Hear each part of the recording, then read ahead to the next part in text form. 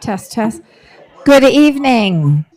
If I can have everybody take your seats, we're going to go ahead and get started.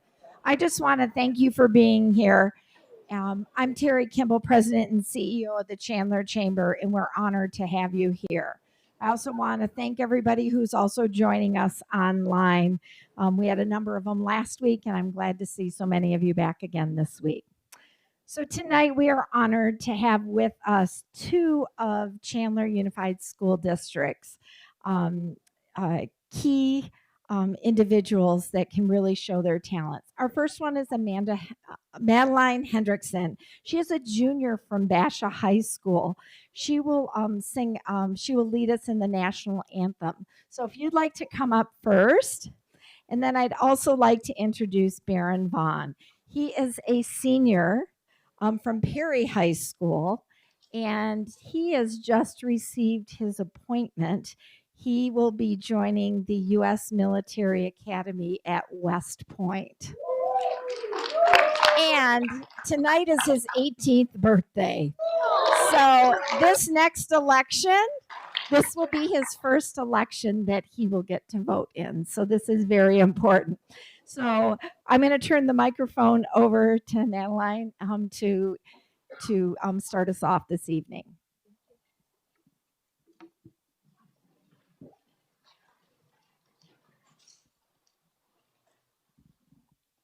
Oh, say, can you see by the dawn's early light what so proudly we hailed at the twilight's last gleaming, whose broad stripes and bright stars through the perilous fight o'er the ramparts we watched were so gallantly streaming, and the rocket's red glare, the bombs bursting in air, gave proof through the night that our flag was still there. Oh, say does that star-spangled banner yet wave o'er the land of the free and the home of the brave?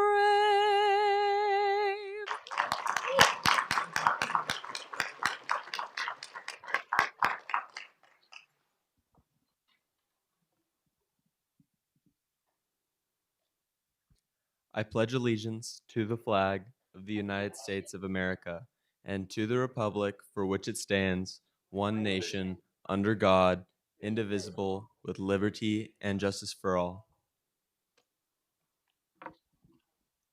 Thank you. Thank you both, Baron and Madeline. Let's give them a big round of applause.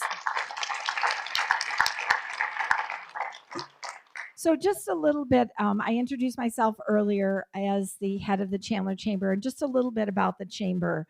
We are the second largest chamber in the state, according to our cities, and we represent about 172,000 employees here in Chandler. I'd like to personally thank both of our candidates for coming together tonight to really discuss the important issues that are relevant to our local community and our businesses. This debate will be broadcast live on the Chandler Chamber's YouTube channel, and it can also be found on the Chandler Chamber's website. When you came in, you were handed a flyer that gives you an overview. If you scan that QR code, that will tell you about the candidates that are running for council, as well as our candidates for mayor as well. We'd also like to thank our sponsors, Intel, Whitney Morris Baugh, Bilstein Consulting, and Salt River Project for supporting our efforts. Without their contributions, their efforts, these types of programs would not be possible. So now it is my pleasure to turn the microphone over to our moderator for tonight's debate, Lisa Simpson. She is a well-respected media executive and public affairs leader who has helped found the Arizona Media Association in 2023, uniting over 400 television, radio, print, and digital media brands across the state. She is a passionate advocate for the news industry for more than 30 years. She leads government affairs, member services, and major statewide initiatives while championing the rights of Arizona media organizations. But more importantly, she's also a resident of the city of Chandler. So please, if you want to learn more about Lisa, there is a QR code up there and you can scan that to learn more about her. So please put your hands together and welcome Lisa Simpson.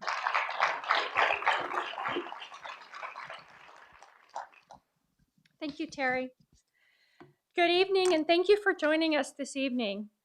I would like to thank the candidates for joining us tonight during this busy election season. I would also like to take just a few minutes to outline the rules and procedures for this debate.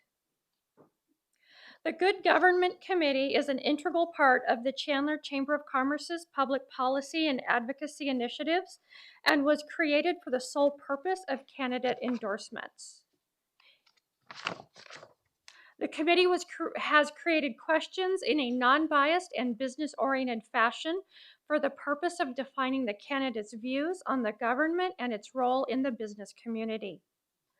In answering, candidates need to provide a brief and succinct response so that the maximum amount of questions may be asked. This forum is a civil opportunity for the candidates to discuss their ideas and philosophy on the nature of government and business, as well as the current issues that pertain to this topic.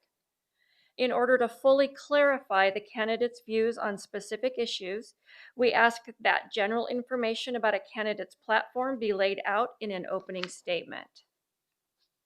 Each candidate will have 2 minutes for an opening statement and 2 minutes for a closing statement to use as they wish. A time to answer the basic foundational questions of their campaign, as well as their specific engagement with business in Chandler. Candidates will be asked a question and will alternate who responds first based on the speaking order determined by the number they drew earlier this evening. The first candidate will have up to 2 minutes to answer the question. The second candidate will then have up to 2 minutes to respond or offer a rebuttal. The first candidate will then have up to 1 minute for closing remarks on that question. Finally, in order for us to better evaluate the candidates' positions and for the purpose of our live broadcast, we also ask that the audience remain respectful during the debate.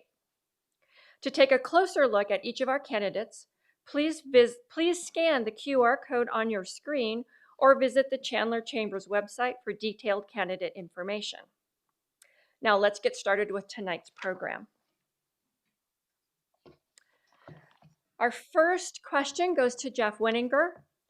Our first opening statement. I've already messed it up, sorry. So you have 2 minutes for your opening statement. Good evening.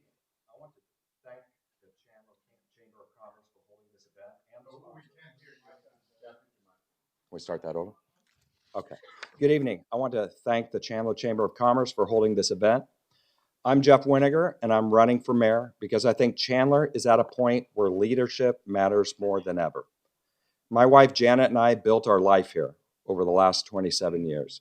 We raised 3 kids here, and this makes 30 years since we opened Floridino's Pizza and Pasta. This city has been everything to us. I've been lucky enough to serve on the city council and now in the state legislature. But at the end of the day, I still look at things the same way I always have, as a business owner and as a resident. And through all of that, I've learned something pretty simple. Good ideas are easy. Actually getting things done is the hard part. And that's what this moment calls for. Chandler's nearing build out. The decisions we make now on growth, infrastructure, public safety, and quality of life are going to stick for decades. We don't get a lot of do-overs from here. So this isn't just about continuing what we've been doing. It's about making sure we're making the right decisions. And that takes experience, judgment, and the ability to bring people together to move things forward. As a small business owner, I've spent 30 years making tough calls, balancing budgets, and dealing with real-world consequences. And at the Capitol, I've built a reputation as someone who can work with both sides to get meaningful legislation across the finish line. because at the end of the day, results matter. I want Chandler to stay a city where families feel safe, where small businesses can grow, and where people don't feel like they're fighting City Hall to get answers. I believe I have the experience, the perspective, and the track record to lead Chandler through this next chapter. Thank you. Thank you. And next we have Matt Orlando. You have 2 minutes for your opening statement. Welcome, everyone. Did the same thing, Jeff. Welcome, everyone, and thanks for coming tonight. I've often been asked about what's the difference between when I first entered the council, elected to council in 1990, and today. And the answer is plenty. Chandler has grown to a community of nearly 300,000 people. We built a sound fiscal foundation that is the envy of many communities. We have a great quality of life. However, today's problems are more complex than they were 30 years ago. Challenges such as homelessness, affordability, mental health issues, lack of skilled workforce, cybercrimes, and various other societal problems that our police, fire, schools, courts face every day. Because federal and state governments have reduced funding for some of these support programs, it's left to the cities and towns, you and I, to address these challenges. Today's challenges call for experience, transparency, and a trusted leader, one that understands the realities of a complex situation that will take decisive and practical actions. We must be realistic, though. No government could ever do anything alone. We must rely on partnerships. I spent decades uniting people and creating those partnerships. Long before I decided to run for mayor, I thought a lot about where Chandler is today, the challenges, where we must go in the future. And as a city, we had many successes. We developed strong foundation, but let's not stop moving forward. Tonight, I'm rolling out my Chandler Delivers platform. This vision is the future, a blueprint, you might say, consisting of 3 key components: community safety, economic growth, and enhanced quality of life, on which I believe this city should concentrate in the days, months, and years ahead. I look forward to tonight to talk about our future. Thank you. Now we're going to move on to the questions. So each candidate, you have 2 minutes to respond to the question. So we'll begin with Mr. Orlando. The first question: what does transparent and accessible leadership look like to you as mayor? Well, first, transparency is the hallmark of this city. It's in our DNA. We were the first city to televise meetings. We were the first city to have a website. We were the first city to have an app you could address issues with. And to tell you how we actually look at transparency, I had a lady, Linda, and Les Mingus, come to me a few years ago and said, Matt, why aren't we allowing citizens to speak at our work sessions and our subcommittees, which are open to the meeting, to public? And I said, you know what, that's a great idea. So we decided to do that, make our residents speak at these sessions, be able to communicate well. And it's worked fabulously. So we're not reinventing anything in transparency. We've always been accessible. We've always had websites. Just recently, we started televising our budget hearings so that the residents could hear what's ever happening. Quarterly, we actually publish every check that's written in this city. And you could go online and look at every single check, whether it's a $1.50 check to some vendor or millions of dollars. That's transparency. And that's what I continue to be as residents. We need transparency because transparency makes trust. The more transparent we are, the more trustful our residents are with us. Thank you. Mr. Winninger, same question. What does transparent and accessible leadership look like to you as a mayor? To me, it looks like always being available to citizens, whether that's a coffee or a phone call on pretty much any issue. And I've demonstrated that through my years in elected office. It also means, though, going deeper than what we've done before. So leading up to this meeting, I was working. A lot of people have jobs. They weren't able to listen to every budget hearing. And so or show up to it, and it's held in an executive session room back here where about 10 people can fit in it. So I'd either like it to have it out here or have them recorded and where they can be televised and saved on YouTube. I did do a records request and I got the audio of those meetings so I could prepare for this. I ran a bill this year on transparency that says every city council, if they're deciding something in executive session in private, then that has to be on the action agenda when it becomes before council out here. I think that's paramount to transparency. I think only using executive session when it's absolutely needed, because we should be making decisions in front of the people. And I think too often, sometimes you hear is like, we never want to disagree on the dais. Well, let me tell you something. You can have polite disagreements. And if you're never disagreeing on the dais, that means you're making decisions before it gets here. And I don't think that's right. The other thing is we've had in the past, recently last year, we had something thrown on the agenda with a 24-hour notice. And when Mr. Orlando and I served together a long time ago, Continuum, which is where we have 180 acres of data centers now, it was put on the agenda 24 hours beforehand that we were going to give them $10 million of taxpayer money.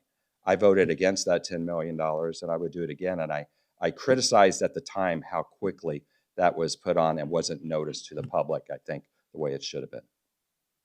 Thank you. Mr. Orlando, you have 1 minute.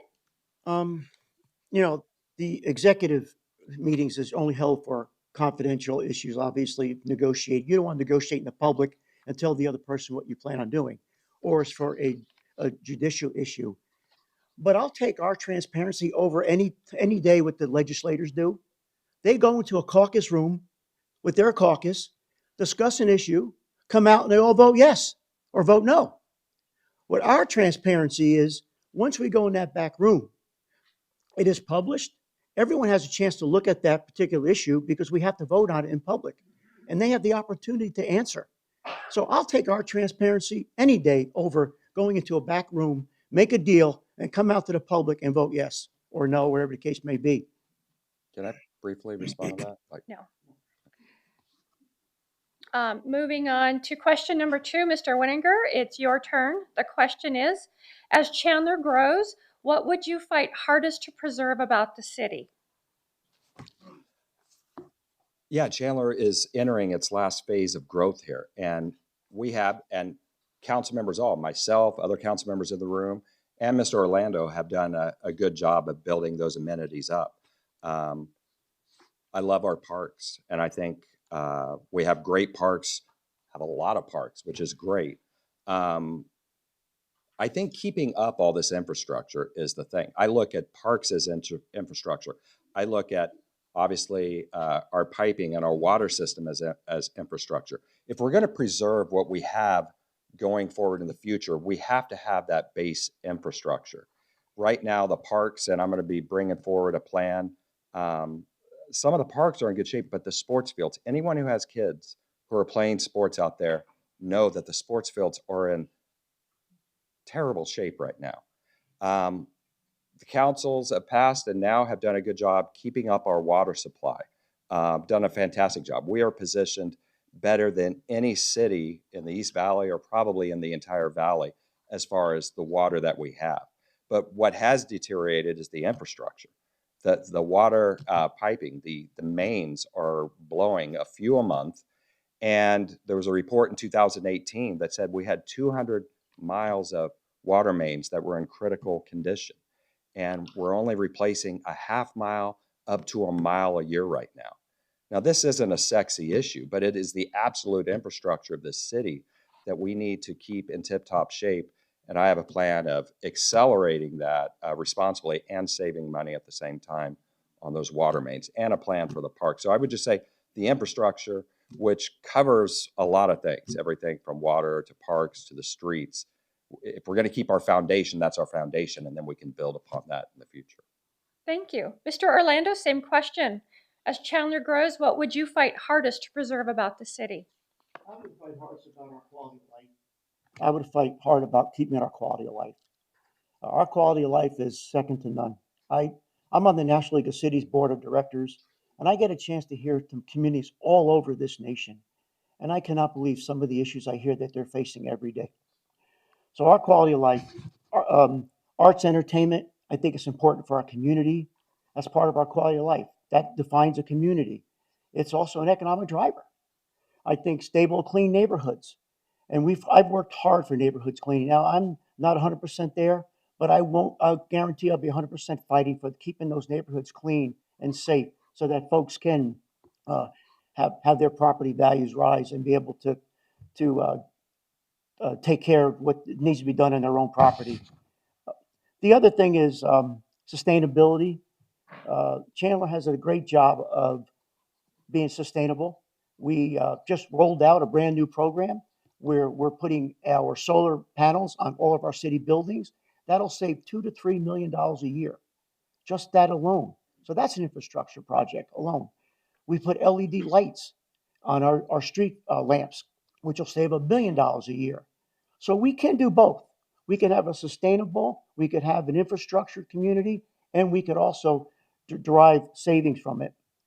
And I think water supply is dear to my heart. Chandler's done an outstanding job over 50 years of water supply. In fact, I'll tell you a story. We are so serious about our water supply. We had a small water company in South Chandler that for 20 years has been taking money from our South Chandler residents, and we said enough. They were not delivering water. We sued them, and today the Supreme Court announced that Chandler won, and now your residents, you've been paying for 20 years, will get your water. Mr. Winninger, you have 1 minute. I stick with that. What Mr. Orlando said, those are all important things. But if you don't have the infrastructure, you don't have the guts of the building, you don't have a solid foundation for that to build upon. And then that comes to the budget every single year of making the correct decisions in the budget. And, you know, I've gone through the budget, the proposed budget this last weekend, and this is where I think, like I said, there's tough decisions to be made and what is our priorities. There was some kind of shared use path over the next 10 years that's going to go from Price all the way down to the canal. And maybe, you know, we'll do a poll of the people and see if they want it, but it's $25 million. And when we're 200 miles behind on main replacements of our absolute infrastructure, I'm going to try to lead and make those tough choices. Okay, thank you.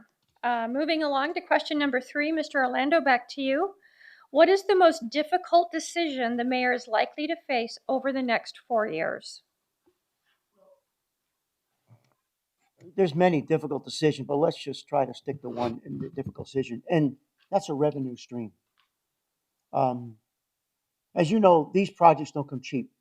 And when I went to this council in 2018, we were woefully behind on the infrastructure activities of what's going on in our city. The last 4 years, this city took that very serious. This mayor and this council took it very serious. We floated $750 million worth of bonds. Most of that was for the infrastructure that Mr. Winninger had mentioned earlier. So we did address that issue. And guess what? The residents said yes. And by the way, they said yes by 70% approval rating. Think about that. What community has that trust that they trust their leaders to say, yes, we want you to fix this issue for us? So we are going to be facing that issue of infrastructure, but I'm not afraid of stepping forward, addressing the issue because it's been neglected. When I left this council in 2012, we had some bond election back. We had some small bonds back in 08 and 09 and 10 with the recession, but we made that an issue 4 years ago and we took it serious. Now, revenue, get back to revenue. Revenue is extremely important. We were very fortunate. We were the first city to system development fees, which means growth pays for itself. The new developers come in, they pay for the growth. Many in this room experience that. But that's going away now because we are outbuilt. And the other issue was we have Intel, which is giving us one-time dollars. That's going away. Our challenge over the next few years is to keep this high quality of life and yet reduce cost to be efficient enough so that we don't have to put taxes. That drives revenue and that drives new business and new opportunities in Chandler. And I'll be looking forward to talk more about that later on the globalization, what we should be doing. Thank you, Mr. Winninger. What is the most difficult decision the mayor is likely to face over the next 4 years?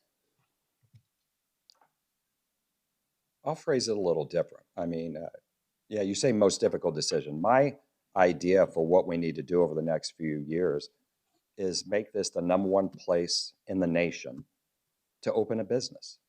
Get out of business owners' way. Any regulations, being overtaxed. I keep hearing this, and I've heard it in all these meetings I'm listening to. We need new revenue streams. We need new revenue streams. I mean, I know they're not saying taxes, but eventually that sounds like taxes to me. And what we need to do is get out of business owners' way. When we opened our restaurant years and years ago, I mean, we've been there 30 years, and our sales tax that we collect for the city of Chandler, the state, pays our incredible employees' salaries. We need to figure out how can we keep these businesses here? How can we help them get open easier? And I want to have ombudsman. I want it just to be known. This is the best city in the nation to do this, whether that's the planning department, and we have great employees. But too often we do hear that, oh, well, they said it's going to take this long. I make calls personally to this day for business owners saying, why is this happening? And it pushes and it gets some things moving. But the fact is, you shouldn't have to have the mayor's cell phone number or a city council's and cell phone number to get things done. We just need to get out a business owner's way, allow them to do what they do, and they create community. I mean, restaurants up and down here, a lot of business owners in this room, they have their own communities they create, and it creates that goodwill for the city. We need to lean into that. Yes, revenues will come, but let's don't try to manufacture it through government. Let's just get out of their way, help them if we can, however we can, and that's going to provide that revenue. Okay, thank you, Matt. You have 1 minute to respond. You bet. So I was a small business owner myself. I had a small business for 5 years, and I enjoyed it immensely. And I understand the problems that small business owner faces. Do I hire another worker part-time? Do I do overtime? I get those trade-offs.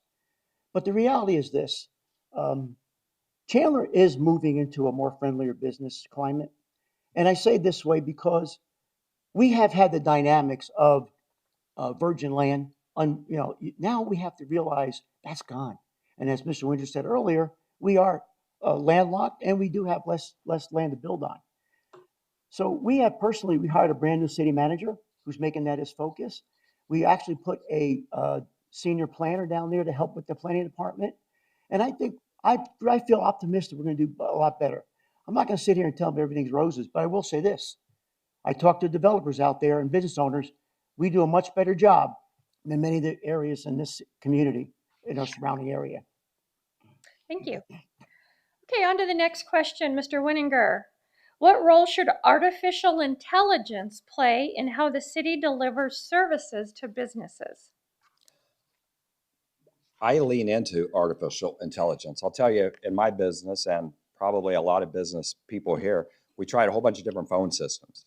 And we had some upset customers for the first couple iterations. But the third one now works wonderfully. You call up, because we were getting 250 calls a day, and half of them were either just scammers or somebody trying to sell something or asking for directions. And we've cut that down by 75% because of it. There are systems that you can do from a customer service standpoint that doesn't just replace someone, but helps queue it up. But there's also, I see that I think they have in the budget for Chandler coming up, an AI focused person, and seeing how the different departments can work with that and can use AI to enhance their business. As a lot of business owners know here, a lot of people think, well, you're getting technology, you're just replacing employees. And that's not true at all. It's not true for the restaurant owners out here who use the Toast system and the advances that were done through COVID. Technology, a lot of times, basically allows somebody to do something more efficiently, and then you can reallocate those resources to other needs of the city. And that's how I would use it. Do you, just a follow-up question on that. Do you see AI as a tool to be used to help the city make better decisions? Is that what you're looking at, or? No, I mean, you can always use it for research, and you never depend on AI for the decision. You can do some research a little bit quicker. But to me, it provides efficiencies, whether it's frontline customer service or helps people get to answers a little bit quicker than if they're having to call up certain departments of other governments or something. Okay. Mr. Orlando, same question. You What- know, thank you. I got it. Thank- Okay. I appreciate it. We're rocking, baby. We're rolling here. All right. Woo. No, Chandler's leading the Valley again, once again in this. We've actually put together a team of AI. One of our star players who's been getting international awards, literally international awards, for her ability to take embracing new technologies. We've been a technology leader for years. This is just the next step for Chandler. This is in our DNA. So I'm looking forward to it. So we put together a committee, and they're studying ways of using AI to help us do things efficiently in Chandler. And let me give you a great example. Now, our police officers, they may spend 7 hours writing a report on one incident. Think about that. With AI today, we're testing this out. They can spend 3 hours. What it does, it takes all of the imaging, the cameras, the video, the recording, it's putting onto one complex, pushing out that data, and then that officer now is spending 2 to 3 hours editing it to ensure it's accurate so that it stands up in the court of law. Think about that. That's 5 more hours that police officer's back on the street. That's the stuff we should be doing. That's the stuff we'll be embracing. We just had an AI company move into Chandler, and I'm looking forward to working with that AI company to help us do proliferate this and push it out to our business owners. The other thing in our departments are each department is taking a look at the AI. They're a member of this committee. We put together this consortium, and they're going to be looking at ways of how their department could utilize AI so that they could serve you, the customer, better. I'll tell you, I'm looking forward to it. I don't think it's replace our job. It's going to make us be more efficient, and like the officer case, make us more efficient so that we could tackle the more difficult problems and move forward in that direction. Thank you. Mr. Winiger, 1 minute. Yeah, I would just say we could also use AI to help with the planning department to help people get their plans through quicker, get things approved quicker. And I also think it could be an opportunity in the future to partner with the chamber on certain things, or whether it's bringing someone in to teach AI to businesses. And really, that's the kind of bridge. There's people creating businesses right now on how to implement AI in different businesses. And if partnership with the chamber, we can help our businesses here harness AI in an affordable way, that would be a great benefit to our citizens. Thank you. Okay, we're all the way on question number 5 now. Mr. Orlando, to you, 2 minutes. Chandler is largely built out. What does economic growth look like when available land becomes limited? Well, we can't rely on our past successes. So that means we have to push forward and lean forward. And that also means we need larger economic development strategies. In fact, I asked our group about 20 years ago, we did a Chandler 20, what we look like 20 years in the future. That was last year. And we accomplished everything in that 20 years ago, that blueprint, except housing. This year, knowing the success of that, I asked our staff to work with ASU, the Eller School of Law, the Eller School of Policy, to put another next 20. And that is a guiding rod for what we're going to be doing in the future. But really, it's global mindset. Now, I spent a career working in high-tech industry, Honeywell, General Dynamics. I spent a career working with global companies, putting together multi-million-dollar deals to be able to work in our society. I got that experience. That's what I'm looking at as a mayor. Like I said earlier, we just received a Japanese company come in here. A few years ago, we had a German company. We got to take advantage of what's happening in our industry. We have the largest semiconductor consortium here. Let's work with Intel, and we have been, with their suppliers, their sub-chain managers, get them to move here. Let's work with our hospitals. Chandler has 2 regional hospitals. Think about that. Some communities have just a little community center. We have 2 regional hospitals. Let's work with them, get their suppliers, get the bioscientists, get those individuals here for Chandler. Let's utilize what's here first and expand that globally. We can't just rely on Arizona or even the region anymore. We have to go globally in order to have the jobs and the great jobs that come to our city. And that's my goal as the mayor of the city, is to reach out and get those companies, working with our current companies to drive more business here. Mr. Winiger, same question, 2 minutes. I think it's a few things. I think it's relationships. I have relationships at the legislature. I have relationship with the Arizona Chamber. I've accomplished big things for the city while I was at the legislature. I ran the bill a few years ago. Intel got in a lot of trouble a few years ago because it cost them a lot more money to help to build the infrastructure that they needed with one of the fabs about 15 years ago. And so I ran a bill that allowed them to use that construction sales tax that's generated from building that fab to pay Chandler for the infrastructure, whether that be the water plants or those different things. And so you have to have that relationship with those policymakers to make that happen. And I do on both sides of the aisle because I've worked with them a lot.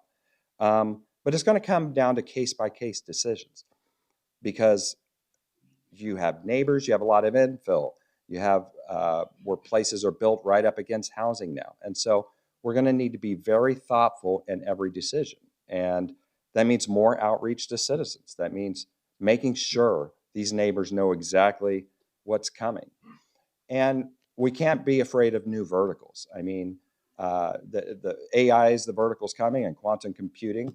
But in order to harness that, you do need data centers. You need them in the right place, but you need data centers. And so every decision we make is incumbent upon this. And just a few weeks ago or a few months ago, the water rates were changed. We're again in the back room where you could only hear if you were there. Two council members, including my opponent, proposed raising the rates more on businesses during that meeting.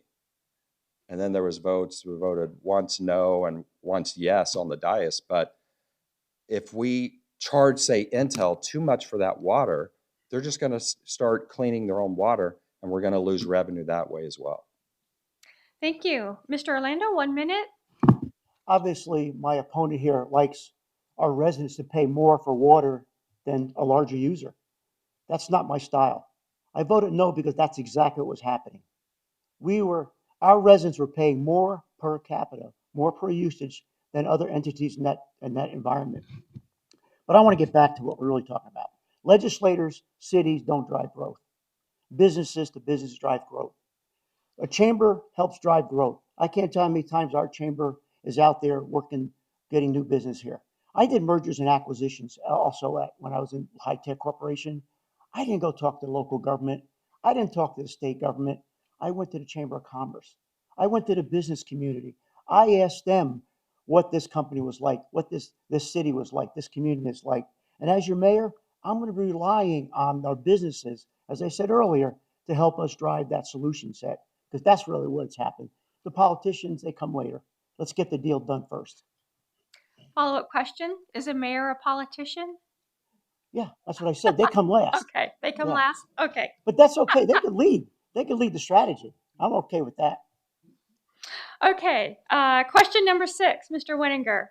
What specific steps would you take to make the permitting and development process more efficient and limit excessive or redundant demands on businesses? Well, it's expectations. And I'm not demeaning our planning department, but I've heard from business after business, and this happens in every city. It's not just Chandler, and Chandler may be better than the most, but getting a business open is key. I'll recount one case. There was a bar restaurant called Jolie's Place in North Chandler. It's still there today. And when I was on council, somehow they got my number through going through some people, and she called up and she said, they've shut down my entire job because they don't like something, the way the fence is working on the patio. And so as a council member, you're not allowed to tell staff to do something as one person. You always have to count to 4. But I went and I had a conversation. I just said, you have to do what you have to do. But I'm just telling you that restaurants negotiate with a strip owner to say, okay, give me 3 months of free rent while I build this out. And then you have 3 months. If you're not open in that 3 months, you're paying $5,000, $10,000 in rent, and you have no revenue coming in. And so I said, why not let them open and then just don't, why don't you let them continue construction, but just don't let them open if it doesn't come to an agreement. And they ended up doing that. I didn't tell them to do that. but we just need to get out of the way. But specifically, uh, I would just have a guide, somebody who you go in, they're happy to see you, and they take you through it. When I was here before, and I don't know if it still exists, I couldn't find it on the website, but I was the genesis of a team that would go out and go into your business and say, okay, we're going to make you do all these things. Here's what you have to do. So you had it in writing, and then you had expectations that were expected of you. Okay, Mr. Orlando, 2 minutes. So my customer was the largest bureaucracy in the world called the Department of Defense. I get it. As a contractor, we were trying hard to get our projects through, get our payments, all that activity. I understand that. As a small business owner, I understand that as well. So specifically what we need to do, 2 years ago, we did a complete um, um, review of what's going on in processing. And they took it to the council and we reviewed those changes and now it's working. Some of those changes are working today. We have another one due this year as well. So we are addressing this issue to help this make easier and better for our small businesses.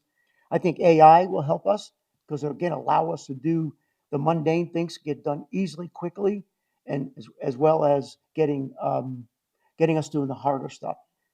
But we do have a young department down there, and they're learning. So we've implemented a training program for those individuals so that they can understand. They need to be more flexible.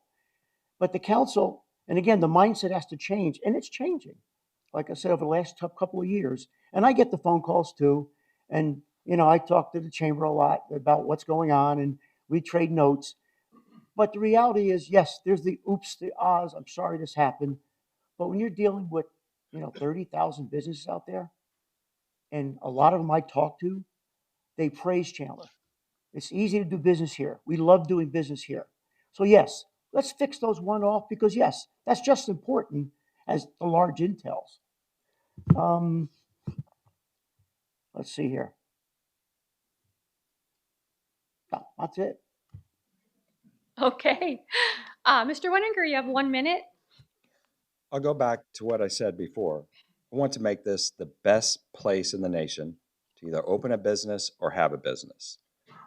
And this is one thing that goes on a lot in government, especially municipal government, not just Chandler, but we hear about a study, and then council reacted to it 2 years later.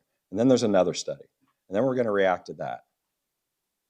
The business owners in this room, they don't go out for studies. They don't have time for a 2-year study on things. They need to do things quickly and efficiently. And we need to get our city to where they're responding to that and doing that. And experience is important up here a lot. And I have experience and my opponent has experience. But also when you say you've been somewhere for 24 years and you've served for 24 years and we're still doing studies on things, then at some point, why haven't you fixed it if it's been going on for this long? Because these are the same things I heard back when I was here before. Thank you. Okay, on to the next question, Mr. Orlando. What would you do to make Chandler more attractive to broadband providers in underserved areas of the city? Well, in reality, we're doing that today. We have several vendors coming in here. I don't want to give one or the other, but Google and Star and quite a few of them already looking at putting 5G infrastructure. They're putting wiring in the ground. So we are working that area. We have spent millions of dollars of Price Road Corridor as well as other areas just so that our business could also access broadband. In fact, even during COVID, we helped our school district get broadband service so that their kids don't have to stay outside McDonald's, doing their homework. So we have done a lot to attract the broadband provider. I mean, that's 5 or 6 of them, I think, right now. We have a dedicated person that is actually monitoring all the areas that are being implemented. I'm excited for that because it is serving an area that was never served before, and it's competing. It's competing with some of the other cable companies as well as other entities. So we're doing it today.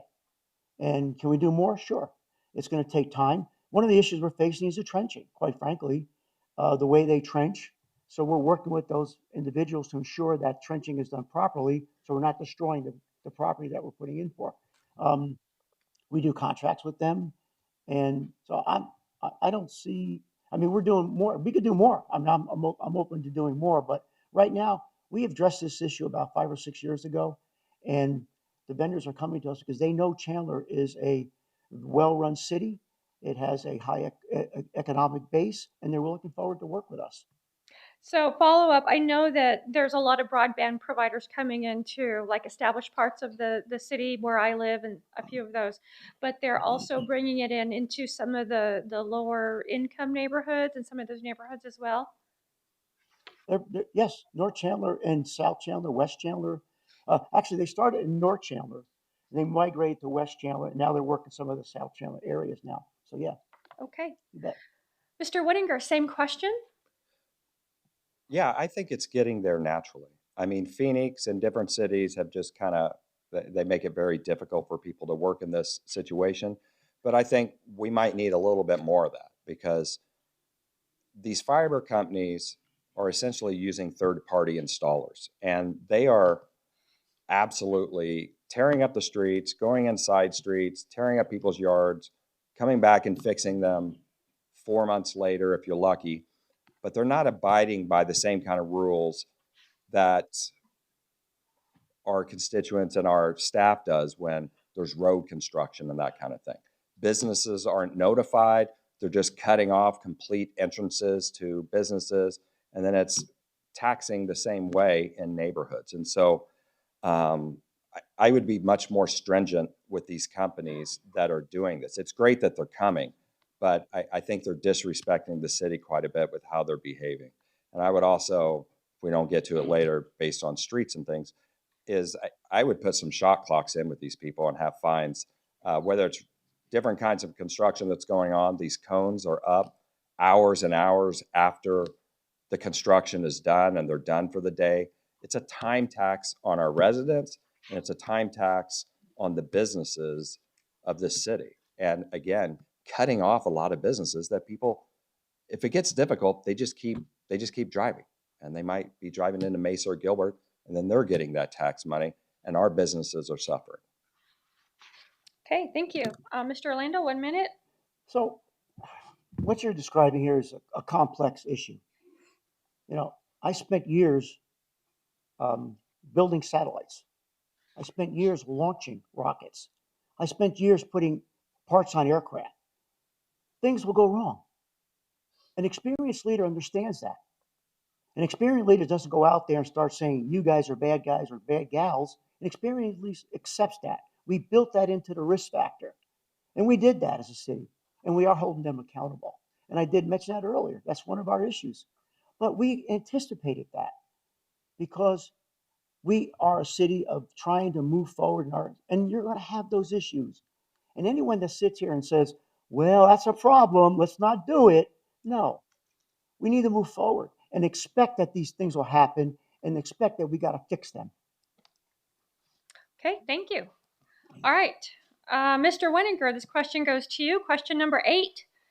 How does workforce housing impact Chandler's ability to attract, retain, and grow employers?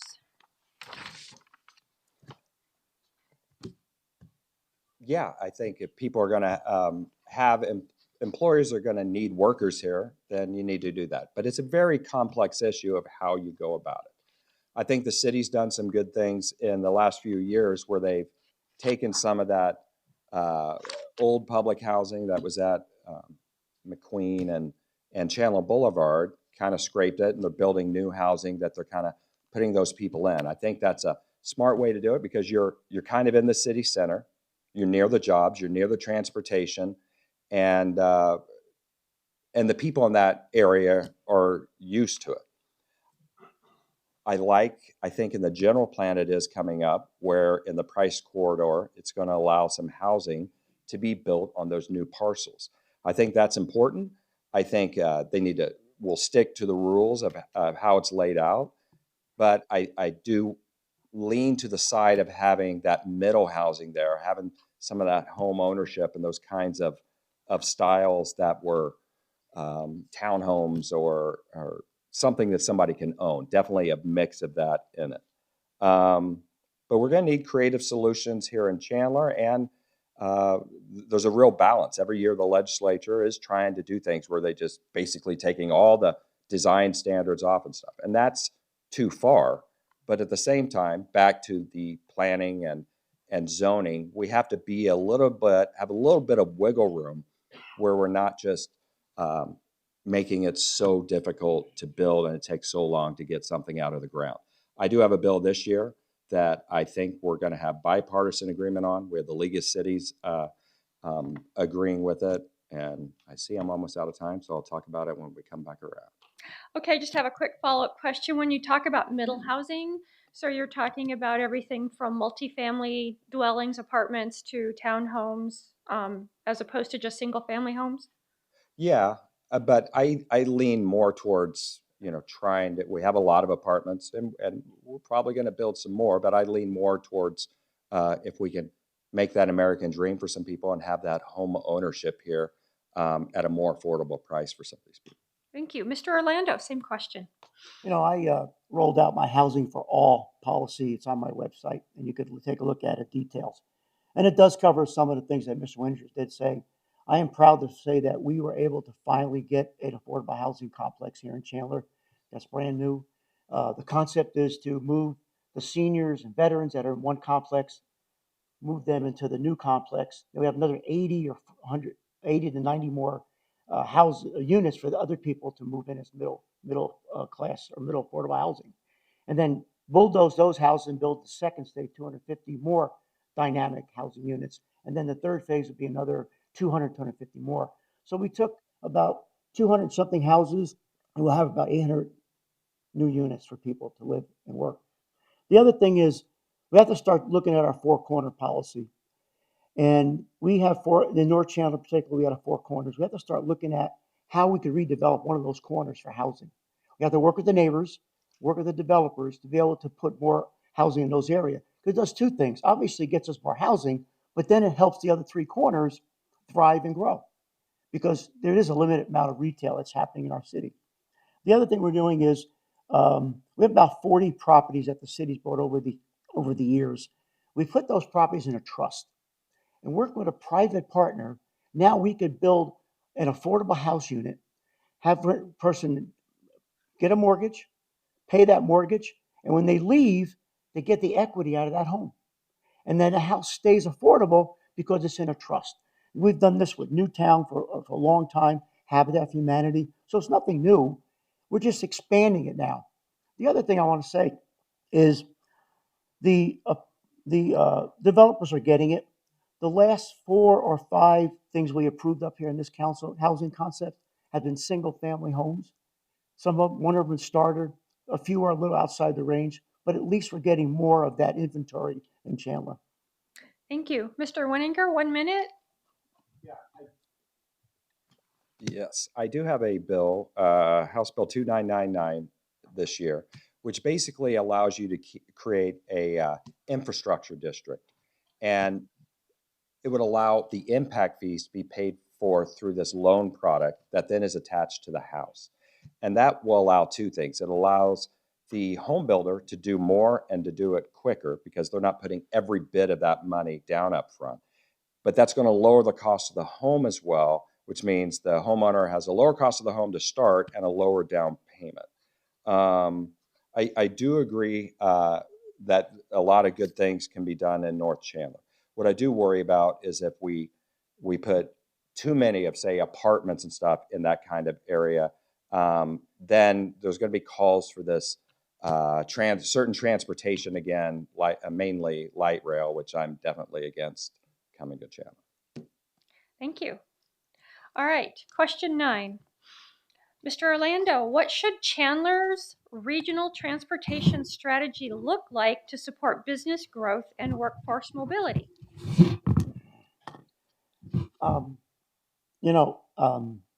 Part of having the experience of being on this council for a long time, I've seen this city develop a great transportation plan. We have a great mixed-use plan. We have a bus service. We have rapid transit service. We have connector service. We built a parking lot so that folks could park their cars and get on the transit service. But most innovative thing we've done that other cities and as we talk to other cities and nations, we built the flex system. It's a last mile system. It's allow a student to go from point A to point B. It's allowed someone that needs to go to a medical appointment to go from A to B to get an appointment. And I think it's a more robust system. It's a more economical system to run. And quite frankly, we're getting great reviews on it. We're expanding it now, the flex system. We actually have um, uh, Waymo, Uber, and other companies are trying to get involved to make sure that we have this broad portfolio of of systems so folks get to work on time. So yeah, we've been doing this for a while now. We just did a brand new e-bike. We're working on an ordinance for e-bikes to help folks, stay in an e-bike lane. So again, that's transportation back and forth. Most of our kids are, taking advantage of that, going back and forth to school. I see a lot of adults on e-bikes going to the grocery store. So that's part of a transportation plan. How do we how do we deliver that plan? So we've been doing this for a while. It's nothing new for us, and we need to continue being better. Are you done? Mr. Winninger, 2 minutes.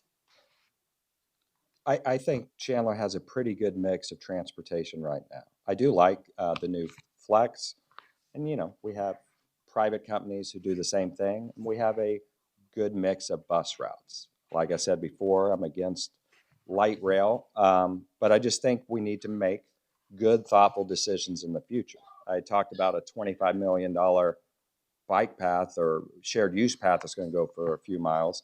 And in my opinion, those kinds of funds could be better spent on upgrading Flex even more in the years to come. I did notice something in the budget that I did disagree with, or in the proposed budget, which is a downtown transit center site selection study, and it's $600,000 coming up in 2 or 3 years. And that worries me because if a study is $600,000, then acquiring the land for whatever that's going to be used for is going to be millions, if not into the tens of millions of dollars. And to me, also, there was some language in there that it said potentially future high capacity transit could converge there with bus service, and that phrasing kind of worried me. But I really don't like taking revenue generating land of businesses offline to build more government in downtown. And so I don't think that's needed. But I think Chandler's done a pretty good job with the mix that they have right now, and I think it's working. Okay, Mr. Orlando, you have 1 minute. Yeah, just you have to start out with a strategy. You have to start out with a study. You have to understand. You have a vision. So just to say, why do it? When we're trying to get to a desirable point of what can we do better to move transportation downtown. Now, I could argue $600,000, 300,000, and we'll discuss that on Friday, by the way. But the reality is this: a great community starts with a great strategy. And if you don't have to put the money into the strategy and say, gee, it's not worth doing this, then eventually you start falling behind. And I don't think that's where Chandler is right now. I'm willing to look at funding for a lot of strategies. Yeah, general plan's a strategy. Do we don't do a general plan? Come on. Okay, on to one of our favorite topics, water. Mr. Wenninger, question number 10. Water and wastewater rates have increased significantly. With more increases projected, how would you manage these costs over the long term while maintaining competitiveness for residents and businesses? Well, Chandler, when I was here, was like, I think the second lowest cost of service, and now they're the lowest. Gilbert has really mismanaged this. The reason Gilbert is in the situation they are in is because they didn't raise rates for 10 years. And not only did you not raise rates then, that has to pay for the infrastructure and everything, but you lost the inflationary factors in there as well. So I'm not a guy who raises taxes. I held back a bill this year that basically said we would put a moratorium on cities raising taxes or fees or water rates for 4 years. And I said, that doesn't work. You can't do that to cities. But it's really important that you have the water resource, but you have to upkeep it. We talked earlier about the the infrastructure. We're citing studies so much about how valuable they are. Well, in 2018, there was a study that said you have 200 miles of water mains that are in critical state right now. And we're 8 years later, and we're repairing a half mile, that 200 miles a year. And like I said, I have a plan. I've already talked to people how we could save about 25% doing this, because we're going through these consultants with these costly studies when you're just doing a like for like replacement. And in emergencies, the county has let them not do that. I don't see any reason with our professional staff, the way we are, that we have to go out and pay some consultants to do these studies if you're going in the same right of way with a water pipe right next to each other. So I'm looking at possibly getting some language in the budget that would change that to where we wouldn't have to do that in the future. But the water rate increase this year, you have to do it. You have this infrastructure that's depleted, and to basically say, no, we're not going to vote for a water rate increase to pay for that, I just don't understand. Okay, Mr. Orlando, 2 minutes. So I'm sorry it's your question, but I'm going to rephrase this question. Because really the question is this: does Chandler have an assured water supply? That's the message I want to send out to our community. And we do. We have spent 50 years developing one of the best water systems in this state. We are lauded by CAP, Goddard, other folks that come in here to talk about our water system. Here's what it boils down to, folks. We have a portfolio that 47% we get our water from SRP, 30% from CAP, and the other 6% from ground well. We are so efficient with our water that we have actually did not use any groundwater last year at all. We use our funding sources. You talk about a funding source. Instead of storing water all the way up in Northwest Valley somewhere as a credit that we don't get in the bank account, we built a canal system or a piping system that takes the water directly from the CAP canal and dumps it into our aquifer. What a great deal. We don't get credits anymore. We're getting the actual water here. So the reality is this. You're right, Mr. Wininger. You're absolutely right. We have to rebuild this infrastructure.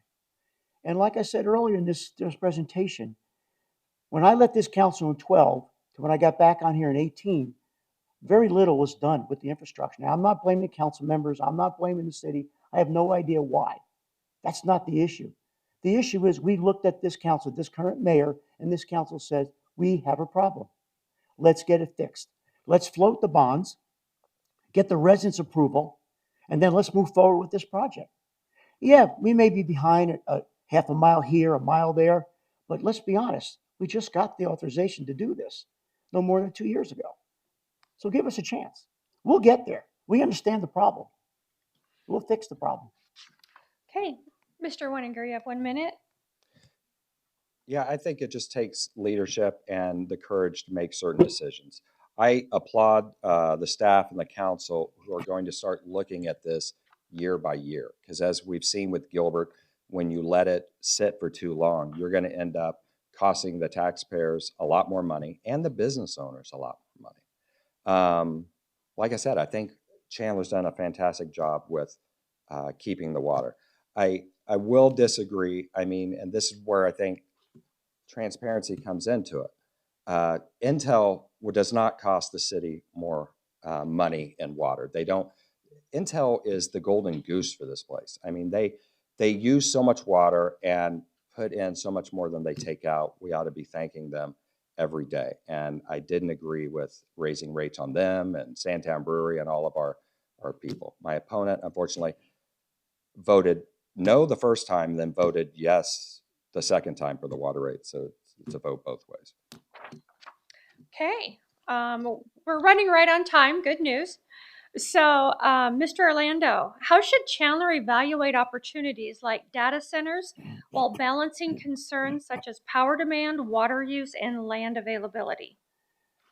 So Chandler has been using data centers as strategy since the late 2010, 2011. Our economic developer at the time, who's, by the way, is running the Greater Phoenix Economic Council, decided that we need to broaden our portfolio. We're too reliant on several industries. So Wells Fargo, the site was moved here. They needed data centers, obviously for call care center, GMC financing, Toyota financing moved here. So we needed these data centers. There's nothing new to us of data centers. It was put into the Price Road corridor because it was to support those businesses that was trying to come in here for those centers to be operational. That's the reality of it. At the time in 2010, I remember asking this question on this dais: why data centers? And that economic developer and the team behind him said, well, they estimate 150, 200 jobs. Okay, I accept the best data at the time possible. Today, through technology innovation, transformation, it takes 6 or 7 people now. Wow. We based that decision on 17 years ago. Would I do it again? Of course not. So balancing the concern.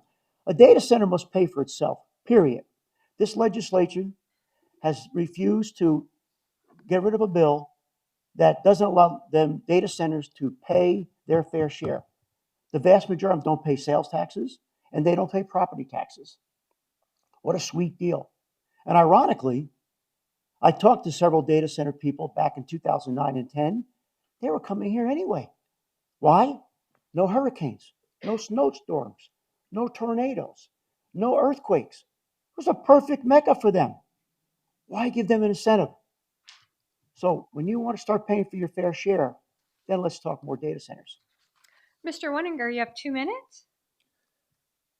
Data centers are important to our economy here. Arizona, since the Great Recession, we were built on construction back then. I mean, our whole economy. We had a few great outliers like Intel and a few other businesses, but this economy was built on construction. Since then, we've made an incredible pivot, cities and the state combined, along with great entrepreneurs who are really the force driver here, to build a lot of different kinds of businesses. We haven't missed a tech vertical as we've gone along, and data centers are going to be needed for everything that comes forward, but they have to be put in the right place. And I know there was one decision, and I came out early with a post that I just didn't think it was the right place. They were trying to build it right up against neighbors. But my opponent didn't. So we have different criteria why. Because in that hearing, he said, I don't care about the water, we can fix that. I don't care about the noise, we can fix that. I really wanted to vote yes tonight. Give me a non-disclosure agreement where we can talk about your business model. So they based it all on the business model of the business that they didn't think it was going to survive, when that's really not a land use decision. It should have been made like that. And also the continuum. The fact is, if we can talk about incentives that the legislature did, I think it was Jeff Dial's bill a long time ago, but we gave them $10 million.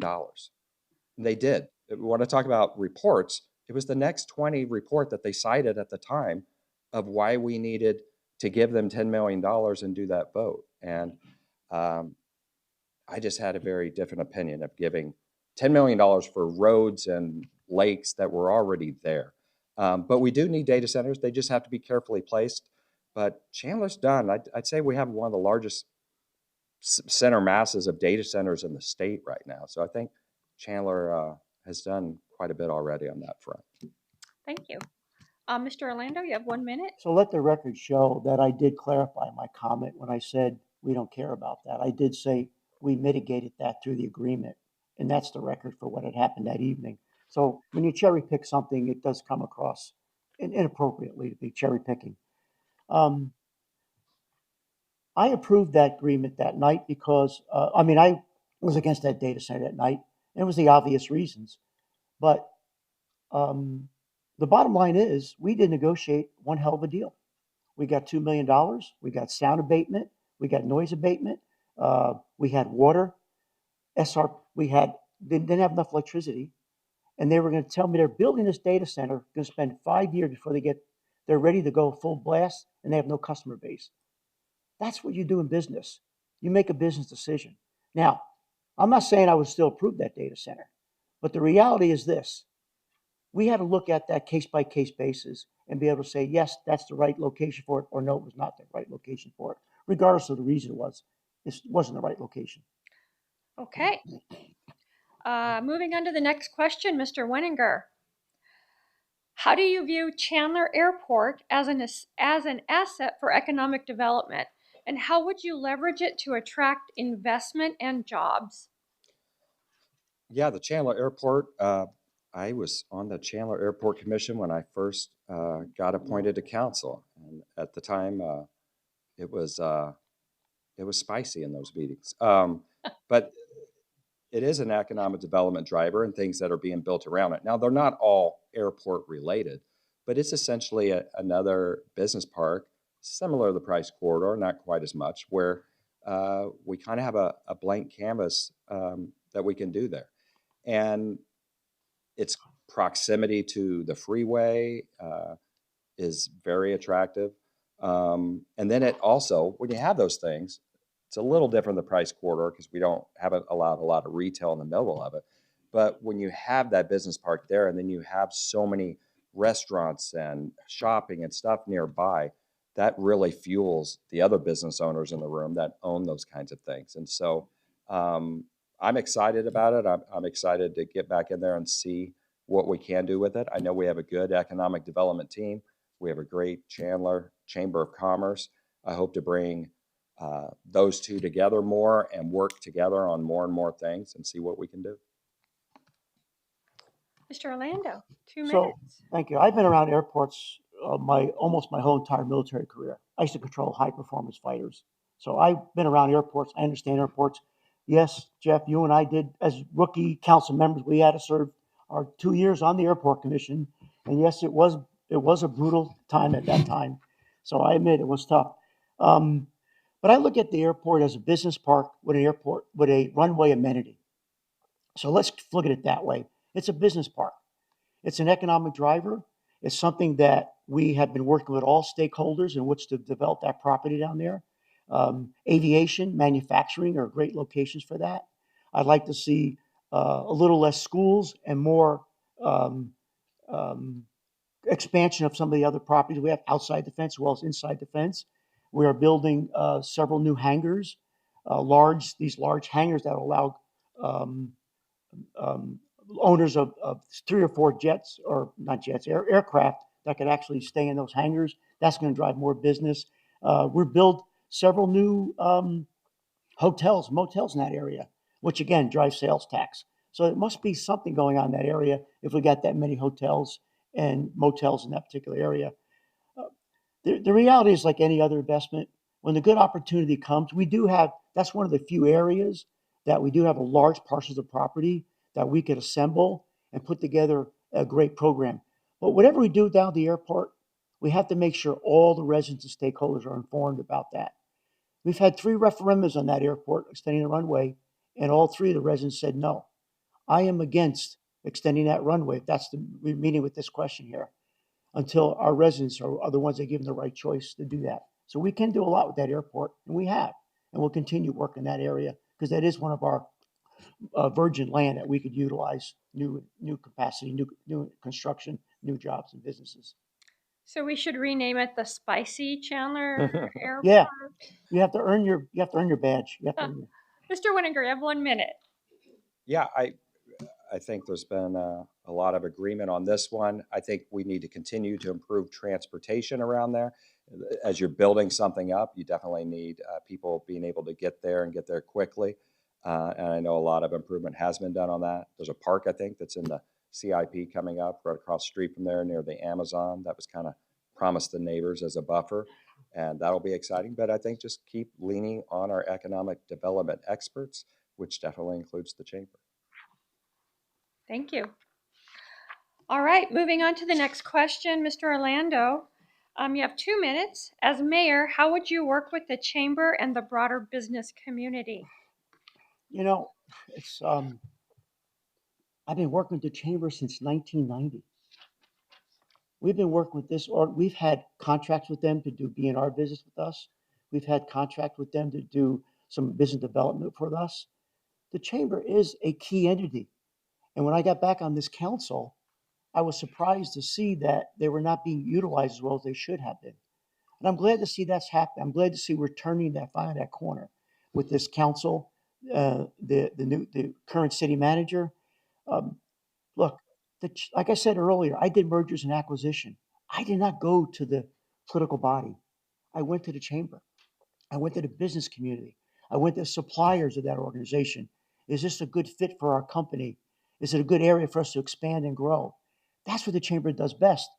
They're business people with business ideas and business thoughts. So, yes, of course, I'm working with the chamber. Again, that's embedded in my DNA.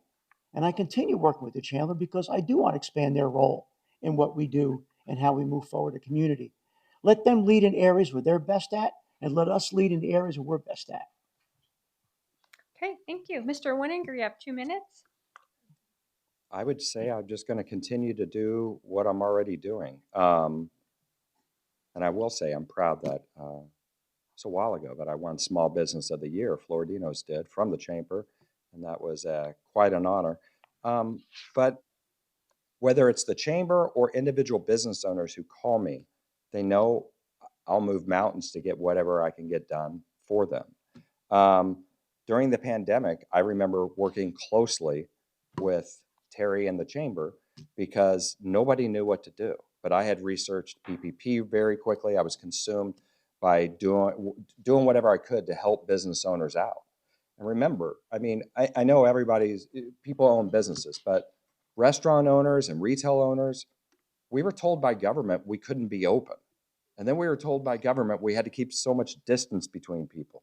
And the chamber did a great job being a resource for that. And I was definitely a big part of that. I made videos. I did video calls. We did with tons of business owners, walking them through the PPP, walking them through the employee retention tax credit. We were told how we could operate, and every business was struggling to survive. And I was right there with the chamber doing whatever I could to help them out. And that goes for, love the chamber, that goes for anyone. At Chandler Unified School District, different years, they've asked me for things in the budget. Every time they've asked me, I've gotten it done for them. Every single thing they've ever asked. And some of them were big, like building a school. And so I'm the guy who works with all community members, but Chamber is obviously a huge partner of ours. And I look to you in the future. I look to you being even more enhanced, doing different things, being a part of the state of the city, because you are. You drive the business development here, and you should be a big part of that as well. Thank you. Mr. Orlando, you have 1 minute. Yeah, thank you for reminding me, Mr. Winters. You're absolutely right. The chamber did put together a daily phone call, and I was on that phone call the vast majority of the time, trying to figure out what we could do better. You know, one of the things when COVID came out is we were allowed them to build the outside patio, taking spots and looking forward to making them, get back to business again. You know, when they needed PPP equipment, we all know what that is today, right? I have to give the acronym. You know what it is. When they needed it, our firefighters were there. We're helping them. When they needed hand sanitizer, we contract with the business to go out and put hand sanitizers in each location to help them reopen. So it is a partnership that we need to cherish. And I promise this chamber, when I didn't get your endorsement in 2018, I wasn't bitter. When I won that election, I walked in that office the next day and I talked to the chamber people and said, I'm here to help you. I'm here to help you. That's the person I am. Because it doesn't matter if you endorse me or not. I'm going to help you. Okay, this is our last question before we go into the lightning round. So, Mr. Wenninger, how would you ensure Chandler's budget priorities reflect the needs of the business community?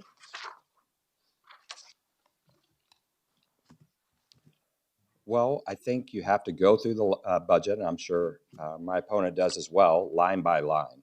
I talked a little bit in the Q&A that Chandler's budget's a lot easier to get your arms around than the state budget or maybe other budgets, because we can go and ask a staff member here, hey, why is this like this? Why is this like that? And so I think we need to do everything. Keep talking to you. I think I have a pretty good idea of the business pulse. I mean, your members aren't shy. Let's just put it that way. I know what they want and need. And anything, transparency is going to be how it's done. And people can call me at any time of the night. They can text me. Whatever you need, I'm going to be there for. Because the fact is that we were talking about revenues earlier. And I'm not going to go around saying we got to get more revenues, got to get more revenues. But again, supporting the business community is how you get more revenues in this city.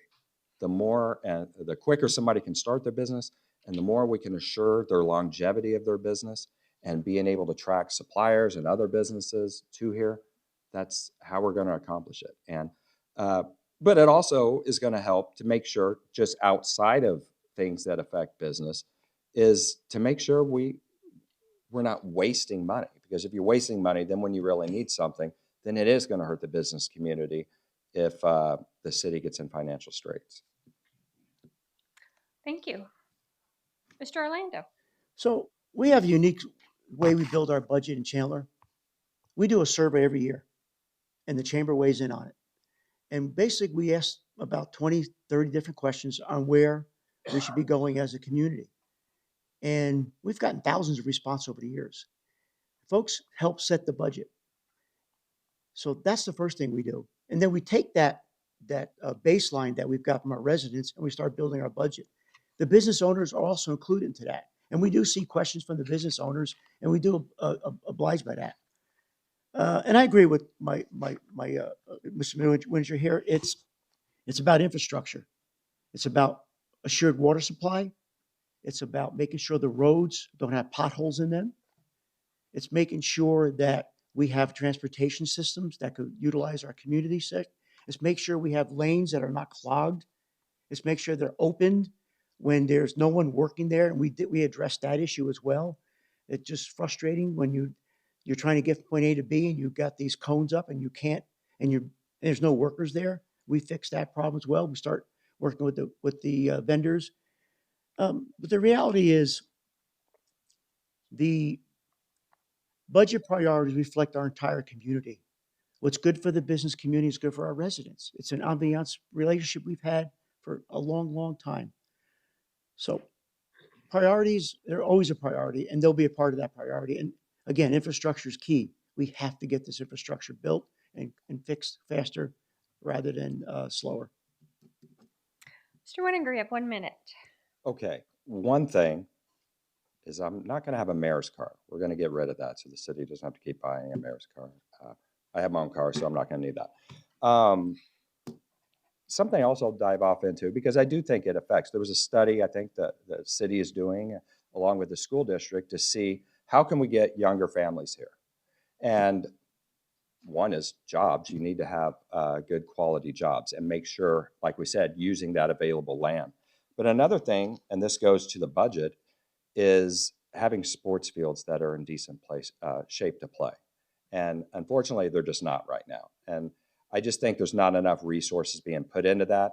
I think we can do some sharing agreements with CUSD. I've already started outreach on that to kind of share. We can reseed some fields while we're sharing those.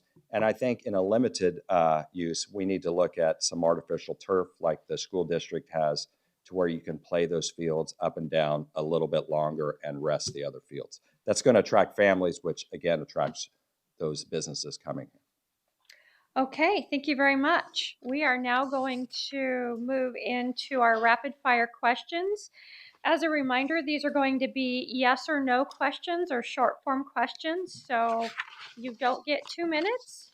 You just need to let me know what your answer is. So Mr. Orlando, we're going to start with you. What's the one conversation Chandler isn't having that it needs to? The one conversation I'm not having.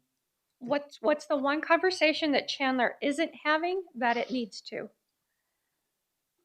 I think it's have the conversation that we're attempting to start right now is water. I think folks are really getting so much information coming from so other organizations, and they're just confused about it. So that's a conversation we need to do a better job of right now is working on water, making sure folks understand that we have an assured water supply, we have a robust supply, and that we're there for them. Okay, thank you. That wasn't yes and no. I thought there was yes That's and a no. short form. We got Oh, I got you. All right. I'm with we you got now. some things in here. Okay. So I mean, should we have water? Yes or no? No, just kidding. Okay. Mr. Wenninger, what is the one conversation Chandler isn't having that it needs to? I think, and I want to be careful how I say this, I do agree that water, we're in great shape with water. I mean, we're going to be the envy of everyone. But I do think the infrastructure underneath, just to repeat again, is a conversation we're going to be having a lot. That is where we're behind, and we're really behind. Okay, next question. Fill in the blank. Mr. Wenninger, finish this sentence. Chandler's biggest untapped opportunity is? It's people. I mean, this is a great community, and the community has these bonds, and I think it can be enhanced even more, but it's people. We have just great, great people here, a great community. Mr. Orlando. All right, so take my word on this. When you said that question, I wrote people. Okay, so we're in sync. We're in sync. He saw me write it down, and he's absolutely right. So we're all in agreement Chandler has great people, right? Okay. All right, Mr. Orlando, this is a yes or no question. Hey, Is Chandler's relationship with the Gila River Indian community strong enough? Yes or no? no, it needs to be stronger. Thank you. Mr. Wenninger, yes or no?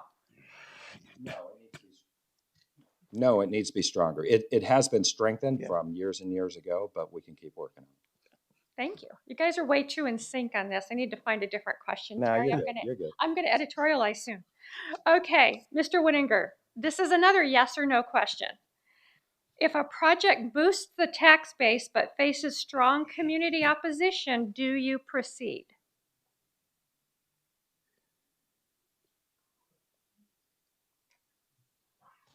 Probably, as long as they have the right to do with, if it's zoned that way and the people voted for it in the general plan, I'm not going to take away somebody's property rights and put us in jeopardy. Mr. Orlando. I spent many years trying to bring people together, and many of the projects that can Yes be or no? yes or no. You're brutal here. I know. That's all right. You're right. Thank you for keeping me on track. You know what? It depends. It really does, because you can't. That's an absolute question. I don't know whether you want to put a data center in the middle of somebody's backyard or townhomes. Okay. So we have for a yes or no question, we have probably or it depends. Okay, so the next one is one word. We're looking for just one or two words here. Mr. Orlando. Name one industry Chandler should be recruiting that isn't. Aerospace. Nice, one word. Mr. Wenninger. We have a little bit of this, but I would say, yeah, aerospace or defense.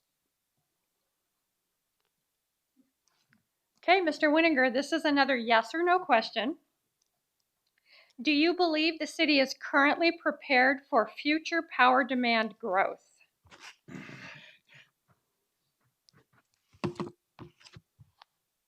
No, but it's going pretty well. We have great staff here, and they can handle it. Okay, Mr. Orlando. So you asked that question with SRP being a sponsor. They did not write the question. No, I'm just teasing you. No, no. I mean, they're doing a great job, but there's so much demand for power today. Everyone's demanding power. So, no, we need to do a better job of that. And it's not SRP's fault or APS's. Not because they're a sponsor, but That's right. all right. I agree. Okay, this is another yes or no question. Mr. Orlando, this one starts with you. Is Chandler's workforce pipeline keeping up with employer demand? No, Okay. I got a plan for that. Mr. Wenninger. No, but continuing to work with the chamber in the future with that relationship, we can be. Okay, another yes or no question. I think I already know your answer to this one, but I'm going to ask. Should housing be allowed on the Price Road corridor? Yes or no? Yes, with the stipulations I said earlier that we try to really lean into the ownership of townhomes and condos. Mr. Orlando? Yes, according to 100% agreement there, with the caveats. Okay, this next question is kind of a tough one. I have opinions, so I'm interested to hear what you guys have to say on this one. So, Mr. Orlando, what is the worst traffic corridor in Chandler right now? Right outside my house. I'm on School Road, but we're working it, folks. Bear with us. Mr. Weninger? I mean, it comes to people's personal experience, but I would say Alma School between Pecos and Ray Road. We all have the same opinion because I was going to say Alma School, just for the record, so we're good. All right, Mr. Weninger, another yes or no question. Would you raise city taxes or fees during your term? No, I think there's always things you can find to make those tough choices. Mr. Orlando? No, we got to keep working it though. Okay. So we're all through the questions. We're through the hard part. So now we are moving on to the candidate closing statements. As a reminder, you each get 2 minutes for your closing statements. Mr. Orlando, we will begin with you. Thank you, Chamber, our sponsors, including SRP, for attending tonight's event. Tonight, you heard a lot about what we have accomplished as a community and what I plan to do as the next mayor. As you heard tonight, I haven't just started working to make your lives a little bit better just because I'm running for mayor. I've been working for you for many years. My political career has always been focused on municipal government. Chandler. I served this nation, state, and this city for nearly 40 years. I served 5 years on active duty United States Air Force, 25 years Air National Guard, retired as a full colonel. Along the way, I earned an MBA. I own a small business. I have years experience working in high-tech companies. I had a worldwide sales team that created multi-million-dollar agreements for domestic and international customers. I served on the city council in 1990 and we're the fastest growing community in the nation for 3 consecutive years. I served during the Great Recession of 2008. I served through COVID. I served during past and current inflationary times. Chandler has always come out better, stronger, prepared for the future due to my service and those elected officials I served with. I'm ready and I'm prepared for the present and future challenges. This election is about working with people, creating partnerships, transparency, listening to all those who make the decisions. It's about keeping Chandler one of the best run cities in this nation. But most of all, it's a little bit about love, collaboration, and a less about hate and divisiveness. Chandler, you've trusted me to deliver to you by electing me 6 times in the city council, for which I am eternally grateful. Now I'm asking you to trust me again by electing me mayor on July 21st to keep working for you and to keep Chandler delivering. Please go to my website, mattorlando.com. Thank you. Mr. Weninger, you have 2 minutes to wrap us up. Thank you again to the Chandler Chamber of Commerce and the sponsors and all of the members who helped put this event together. Good leadership isn't just about decisions. It's about how you treat people and how you bring them together to get things done. That's something I focused on my entire career. At Floridinos, we have 6 managers. The shortest tenured one has been with me 15 years. The longest tenured is 28 years. That doesn't happen by accident. It happens because you build a team, you respect people, and you work together. And that's how I lead. It's the same approach I've taken in public service. Whether it was moving up construction on parks like Valencia and Citrus Vista, getting lights installed for the sports fields at Tumbleweed, or stepping in to help local businesses, I've always believed the job is to solve problems. But here's what I've learned. None of that happens alone.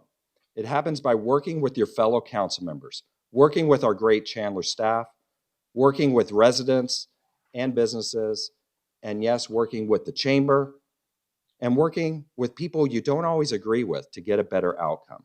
That's how I approached things during COVID, working with our chambers and business community to help people navigate programs and keep their doors open. And it's how I've approached my work at the Capitol, bringing people together to pass meaningful legislation, even when it wasn't easy. As your mayor, the same approach matters even more because the challenges ahead, growth, infrastructure, public safety, quality of life, those don't get solved by one person. They get solved by leadership that knows how to bring people together. I'll continue to be accessible, I'll continue to be responsive, and I'll continue to focus on getting real results for the people of Chandler. This city has given my family so much. It would be the honor of my life to be your mayor and help lead Chandler into this next chapter. I would appreciate your vote. You can go to jeffwiniger.com to find out more about me. Thank you so much. Thank you. I'd like to thank our candidates for coming this evening.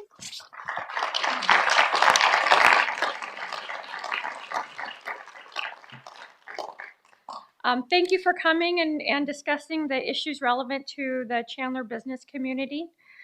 Thank you again to our sponsors, Intel, with how do you say this? Lady Morris Baugh, Bilstein Consulting, and the Salt River Project. Without their contributions, this event would not be possible. If you missed any part of tonight's program, you can find a recording of the forum on our website at chandlerchamber.com. And a reminder that the Chandler Chamber's 39th Annual Community Awards will be held on May 28th. This event sells out every year, so be sure to register soon on our website to reserve your spot. Thank you again for joining us this evening at the Chandler Mayoral Candidate Debate. Remember to vote on July 21st.